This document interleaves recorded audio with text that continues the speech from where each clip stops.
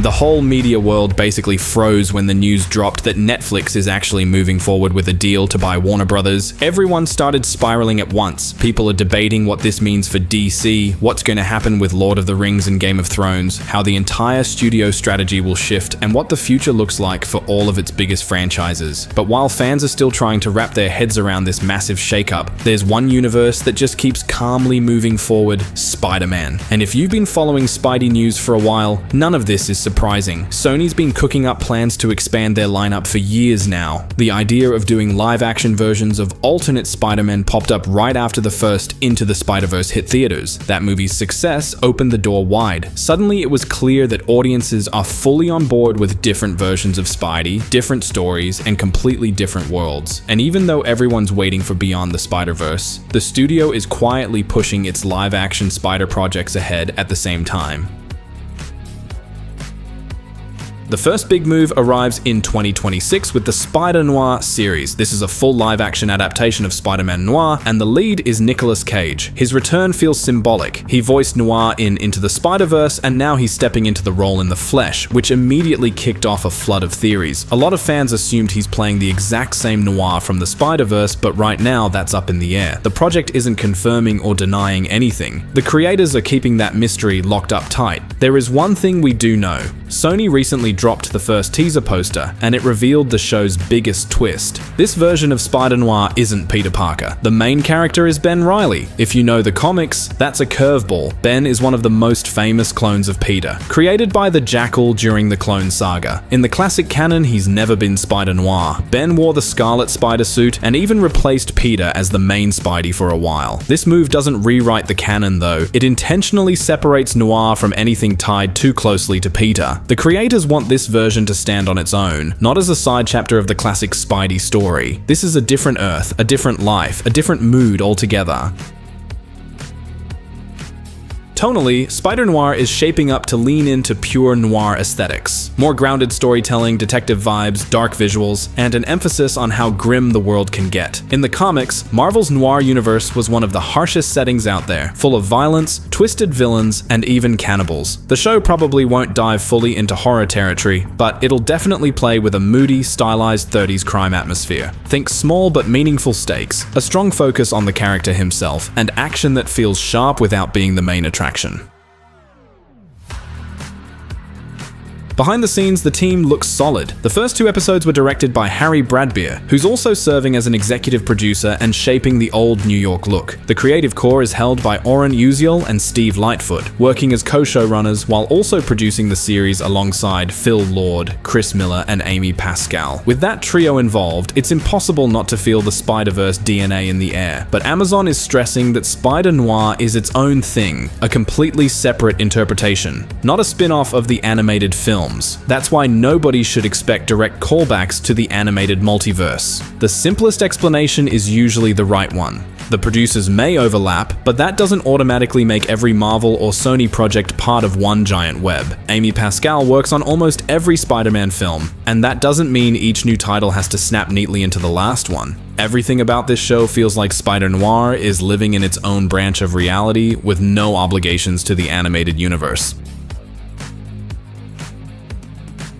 The release is split into two waves. Episodes drop first on MGM+, and the very next day, the whole series goes global on Prime Video. The project is fully handled by Amazon Studios, which explains why they're clearly positioning Spider-Noir as one of their signature originals. I'm not expecting groundbreaking stuff here. It feels like the real focus is on style, mood, and character work. The creators already made it clear that the story is driven by people, not by set pieces built just to check boxes. The goal is to dig into Noir's inner world and the soul of the city around him. This is 30s New York at the height of the Great Depression, buried under crime syndicates, corrupt officials, and streets where morality rarely comes in clean lines.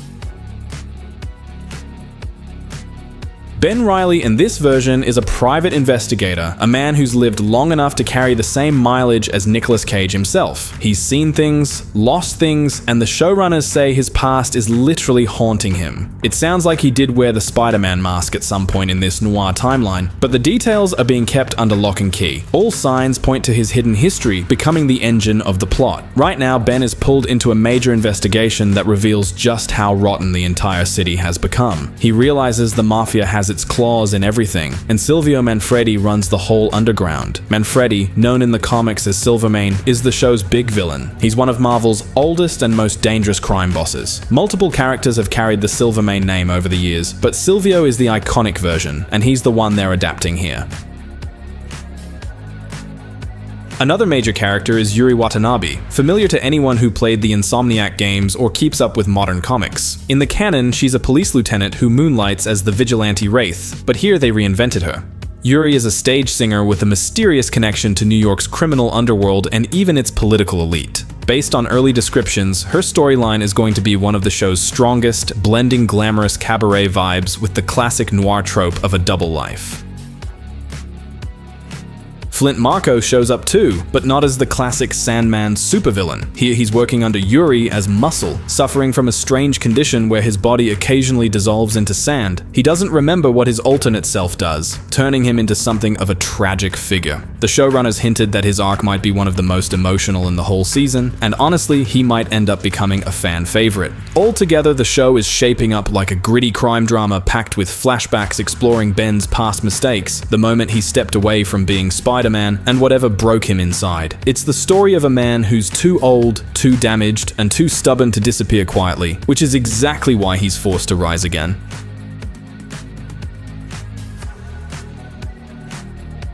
Honestly, what I'm most curious about is how this show will actually look, what kind of New York they're building, what kind of visual energy it's going to have, what the whole vibe of this universe will be. Maybe we'll get a couple of standout story arcs, maybe some surprisingly strong character moments, or even great performances. That's definitely possible, but I'm not expecting anything groundbreaking here. And honestly, I think that's for the best. Every time you hype something up in your head, 9 times out of 10 you walk in and end up disappointed. But the projects you don't expect anything from, those are usually the ones that hit the hardest. So I'm really hoping Spider Noir ends up being one of those quiet surprises.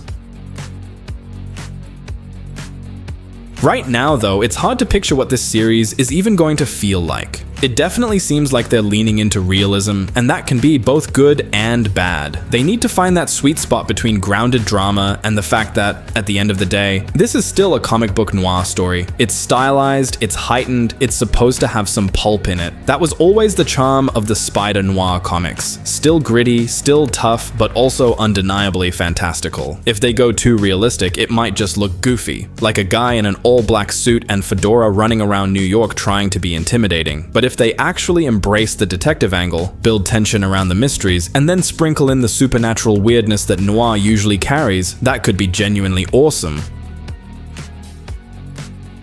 So yeah, I'm hoping the writers know exactly where that balance is. And of course, there's still the fun part, wondering who else they might sneak into this world. Spider Noir has plenty of characters they could reinterpret, twist around, or completely reinvent for this universe. It'll be interesting to see who shows up, how they're redesigned for a 30s setting, and how this version of New York fits into the broader Marvel multiverse, even if it's technically 30s doing its own thing. One way or another, this show has the potential to surprise a lot of people. I just really hope it lands in the right way.